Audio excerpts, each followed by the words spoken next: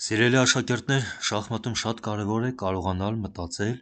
մրցակցի տեսանկյունից։ Չէ՞ որ մրցակիցը պլանավորել է իր քայլերը և ցանկանում է մեզ դրանով հաղթել։ Եթե մենք կարողանանք պատկերացնել ինչ է նա մտածում և որ խաղաքարով է պատրաստվում խաղալ, մենք կարող ենք պարտությունից խուսափել։ Շախմատում այս մոտեցումը կոչվում է կանխարգելում։ Որոշ դեպքերում խաղացողները շրջվում են մրցակցի կողմը և այդ տեսանկյունից են նայում, թե ինչ է մտածում խաղացողը։ Խնդրեմ, այստեղ մեր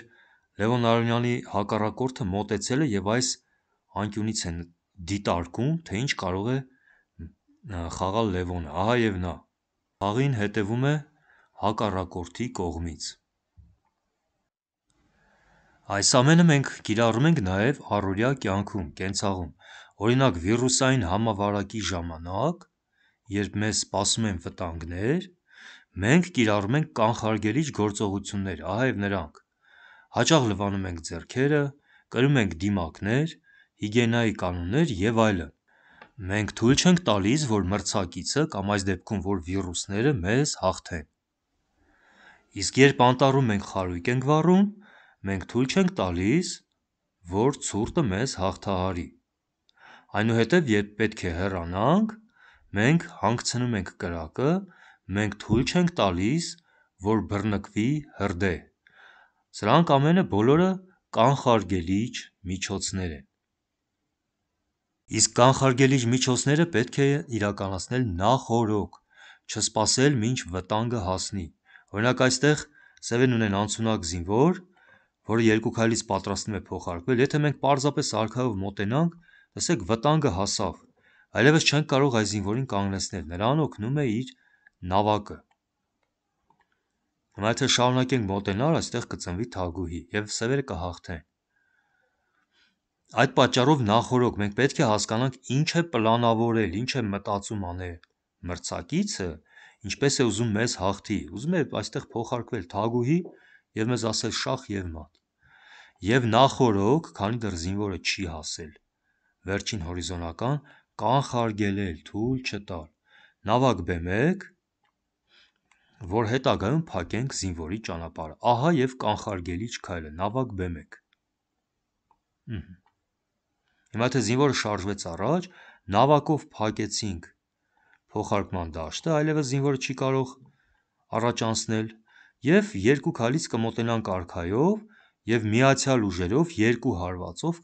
կվերցնենք այս զինվորը։ Ենթադրենք այսպես։ Հաջորդ քայլով կվերցնենք զինվորը։ Այս օրինակում, եթե մենք խաղում ենք սևերով, մենք կարող ենք գնահատել դիրքը, ինչ է տեղի ունենում։ Սպիտակների ֆիգուրները զարգացել են, սակայն արքան դեռևս վտանգի մեջ է։ Տեսեք, արքան գտնվում է կենտրոնում, որտեղ նրա վրա կարող են հարձակվել հակառակորդները։ Արքան դեռևս չի կատարել փոխատեղում, ինչից հետո ենթադրենք այստեղ քայլը սպիտակներինն է։ Տեսեք, սպիտակները հավանաբար կանեն փոխատեղում, որպեսզի նախ արքան լինի ապահով իր զինվորների ամրոցի ներքո, և ապա նավակները միացան իրար։ Նավակները հատկապես ուժեղ են միասին։ Եվ սևերի կողմից հասկանալով այս ամենը, որ սպիտակները պատրաստվում են փոխատեղում կատարել, սևերը կարող են կանխարգելիչ միջոցով դա թույլ չտալ, օրինակ հսկելով ահա այս անկյունագիծը։ Ավեց F1 անկյունագիծը։ Դա կարելի է անել թագուհի ավեց քայլով։ Ահա ինչպես ծնվեց քայլ։ Թագուհի ավեց և մենք թույլ չենք տա, որ արքան կատարի փոխատեղում։ Իսկ եթե արքան մնաց թույլ դիրքերում, մրցակիցը մեզ չի կարող հաղթել։ Այստեղ սևերի դիրքը ավելի նախընտրելի է։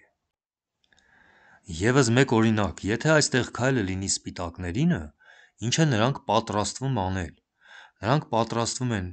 հարձակվել սև թագուհու վրա, բացել փղի ճանապարհը և միաժամանակ հարձակվել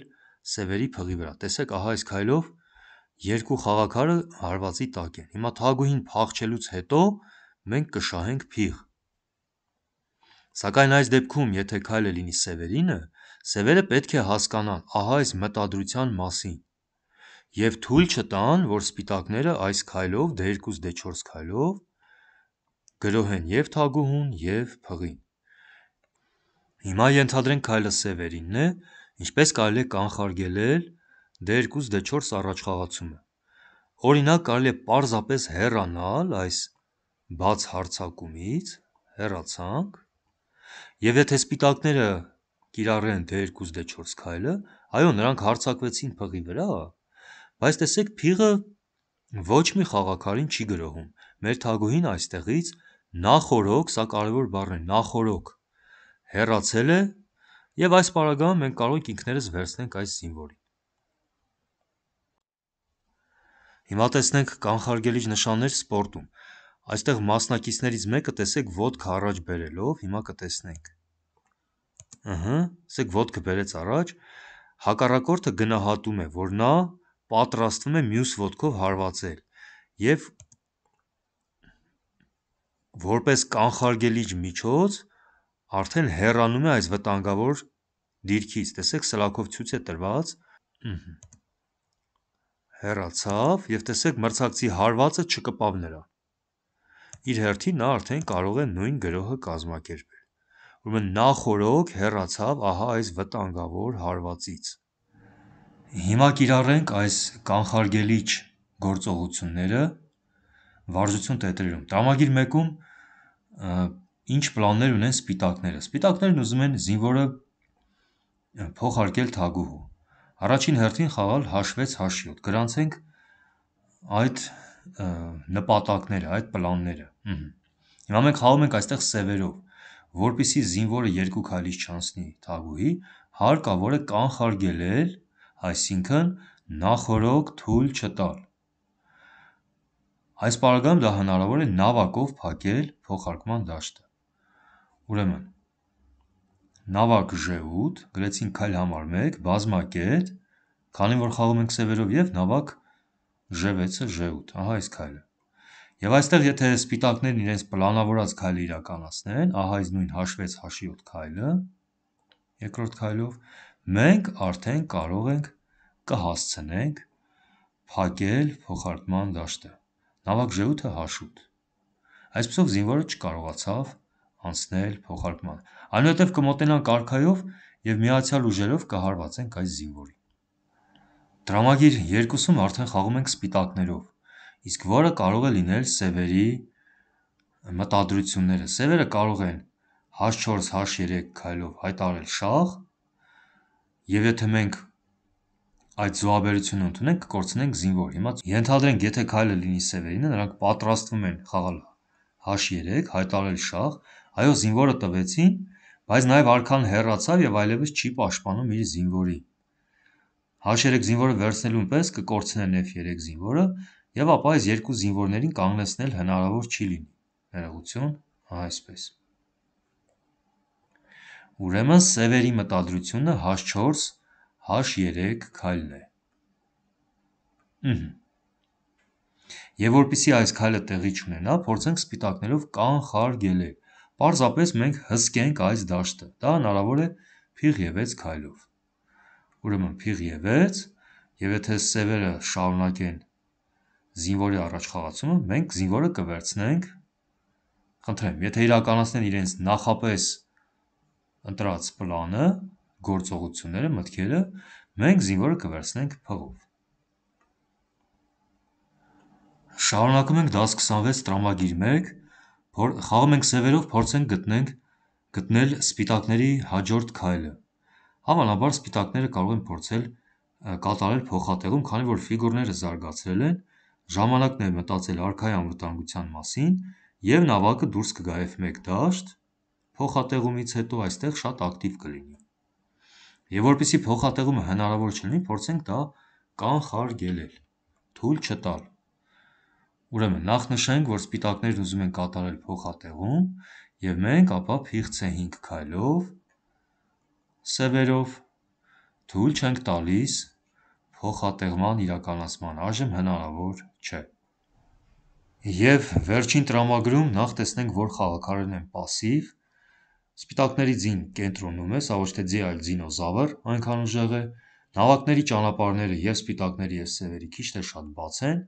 Արքաները դուրս են եկել պայքարի, քանի որ վերջնախաղ է, արդեն մոտենում են իրադարձություններին, այստեղ սևերի փիղը չունի ճանապարհ։ Այն փակված է իր իսկ զինվորներով կամ ձիու հարվածներով։ Նույնիսկ եթե փիղը քայլ կատարի C7, այստեղից նրա ճանապարհը նույնպես փակ է։ Այսպիսով մենք գտանք, որ սևերի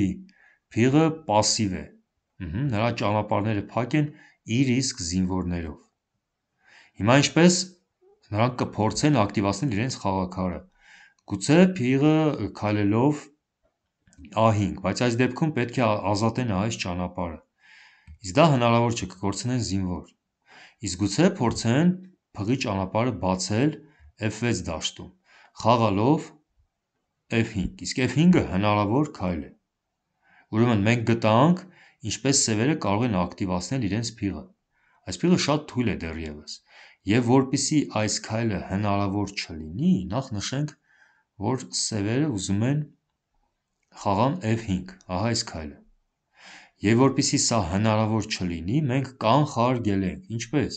հարվածի տակ պահելով F5 դաշտը, իսկ դա հնարավոր է անել G3-ի զինվորով։ Այսպիսով G3, G4 և F5 քայլը այժմ հնարավոր չէ, մենք նրան կհարվածենք։ Շնորհակալություն ուշադրության համար, մինչ նոր հանդիպում։